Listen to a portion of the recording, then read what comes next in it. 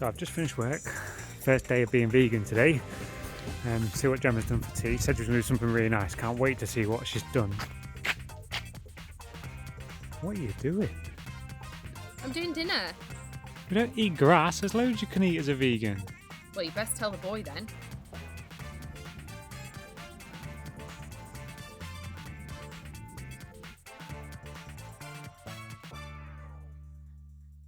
Hey everyone, welcome back to the Big Plant Theory and thanks for joining me. Today's video is all about how not to starve as you set off on your vegan journey. And because if you're anything like we were when we first started, we made loads of mistakes and had no idea what we were doing. So keep watching and hopefully you'll save yourself from all them problems. So we started a while ago after watching a couple of animal welfare videos, and one of them was Cowspiracy and the other one was Land of Hope and Glory. And the links to both of them you'll find in the description. But they made us see that it was unjustifiable really to eat meat in a modern Western country. So for us the decision was made. We headed straight to the kitchen, we took all the food out of the cupboards, put it all on the table, and then we had to work out what we could keep and what we couldn't. And that was a strange decision for us to make, and we had loads of daft conversations like, is salt vegan? Trying to work out whether herbs and spices were vegan because it didn't have suitable for vegans written on the packets or the tins. So we put probably 30% of the food back in the cupboards, and the 70% that was left, we bagged it up and we took it to a food bank. So we came back home, went straight on the internet to look up what we could eat now we'd decided that we were vegan. And it turns out that probably 90% of what we just gave away, we probably could have kept. Because it turns out that actually quite a lot of food is suitable for vegans. So keep watching to save yourself from all the stupid mistakes we made when we first started going vegan. If you like the video, remember to like it and subscribe to our content so that you get all the videos as soon as they come out. Remember to hit the notification icon too and you'll get that notification when they're released. And if you stay to the end today, we're going to share with you our #1 tip for vegans that we thought was so simple but has changed our family, and it's been amazing. So let's get started. So if we started again, this is how we would prepare. So sit down with a pen and paper and write down a list of everything you would buy in your next week's shop. And write down everything you would normally have bought. So all the meat, all the dairy, all the fish that you would normally buy. And highlight the meat, dairy and fish products and just ignore the rest of them for now. So looking at your list of food, now turn that into meals for the week. So write down all the meals that you would normally eat. So sausage and mash, chicken curry, steak and chips, whatever it is that you would normally eat. So this is now your first decision to make.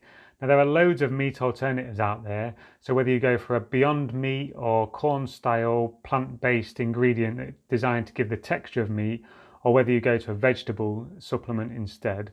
So for example, if you're having sausage and mash, then you can replace that sausage with either a vegetarian or vegetable style sausage, or you can get Beyond Meat style sausages as well. For the chicken curry, you can choose to have a vegetable curry instead, or you can replace the chicken with like tofu, or a fruit called jackfruit. And now this is a fruit you're going to get used to eating. It's a fruit that's got quite a meaty texture, but it doesn't really have a flavour on its own, so it takes on the flavour of the cooking, so that's really good as well. As for the steak and chips, you're going to struggle to replace your steak. However, what that does mean though is you've now got a whole meal for you to try something new.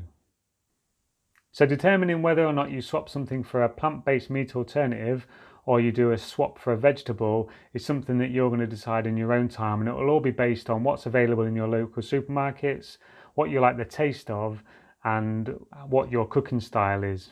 So you've got your shopping list, you've sorted out all your replacements you're going to make, so let's head off to Tesco's now and we'll go through all the other ingredients on your list and see what you can and can't have now that you're vegan.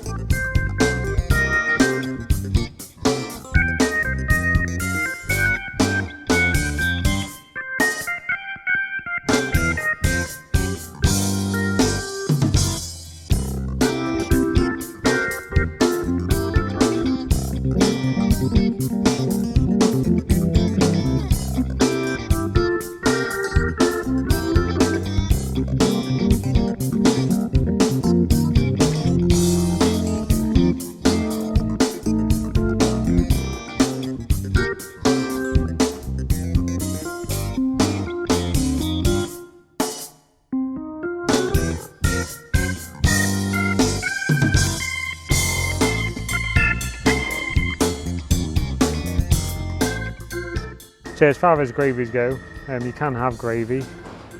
So you can have the vegetable gravy and also the onion gravy is also one that you can use like soups. Now soup is a difficult one. Now a lot of soups have milk in them for cream, even if it doesn't say it's part of it. So for example, Heinz tomato soup isn't suitable for vegans because it has cream in. So you have to be careful with soups. Make sure you check on the labels for them. Even some that say vegetable still have cream in. So beans is another one you have to be careful with. Now Heinz beans have nothing on their ingredients that say that they are vegan or that they wouldn't be vegan, I mean. However, it was in the news recently that they actually use a honey extract, which they have said they're going to stop doing because it doesn't actually add anything to the flavour. So those Heinz ones, you'll have to just confirm that they are or they aren't. Tesco beans say on them suitable for vegans, and a lot of Tesco branded stuff says suitable for vegans. So beers is another one you have to think about. They use a product which comes from fish to clarify a lot of alcohols, so you have to be aware of that. Now Peroni, Budweiser and a few others are on their website as being suitable for vegans and some aren't, so you may have to check their website to see which beers or wines you get to see whether they will or won't be suitable for vegan. So in terms of wine, another ingredient they use instead of the fish product is egg, because they use the albumin in the egg to clarify the wine. So you're also looking out for egg as well as isinglass, which is the fish product that they use to clarify wine. So check them on the back of the bottles as well.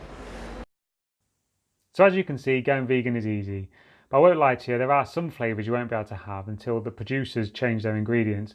So cheese and onion flavouring still has milk in, but bizarrely a lot of the meat flavours on crisps and things are suitable for vegetarians and vegans, so work that one out. But yeah, basically, go to your shop, pick up what you want to buy, look at the jar, does it say suitable for vegans? A lot of things do nowadays. If they don't, then look out for the basic things. So a lot of them will have the milk allergen highlighted, so that should cover all your dairy products, and also egg as well will be highlighted as an allergy. And then on the screen now are the list of the other things that you should keep an eye out for, and these are the main things that are in foods that would mean they're not suitable for vegan. So on to our number one tip then for vegans, and it's as simple as buying a vegan cookbook. Now we got the £1 meals one that we put in the Tesco clip, but we're not going to talk about that because we're going to use that in a review video later on. But it doesn't really matter which one you buy, they're all going to be fairly similar. And the reason we say that the vegan cookbook is the best thing you can do as a new vegan is fourfold. So number one, it gets you to realise that eating as a vegan isn't boring. The amount of people that say to us that how good our food looks and how delicious our meals look speaks for itself. And we've had such a more varied diet since we've been using the vegan cookbook. So number two, it helps you learn what ingredients are vegan and what goes with what. So one of our favourite recipes from the cookbook we mentioned earlier is lemony peas. And I never would have thought that peas, toast, courgettes and chilli would make for an amazing meal, but it's delicious. Number three, it gets you away from processed food. So even as a vegan, you can eat processed foods and they're still not very healthy for you. There's still lots of fats in them and lots of salt in them. So get cooking your own food and get creative. So the last point is the best one. Having a cookbook has changed our family so much. To begin with, we're now cooking our meals, which means we're all talking about the ingredients we like and the flavours we like and which of the recipes we like. The children are cooking more because the recipes are so simple, so that's getting their life skills better. We're all together when we're cooking, so we're all talking about what we like and what we don't like. And because we're all cooking in the kitchen together, it's so much easier just to then sit at the kitchen table and have a meal like you should do.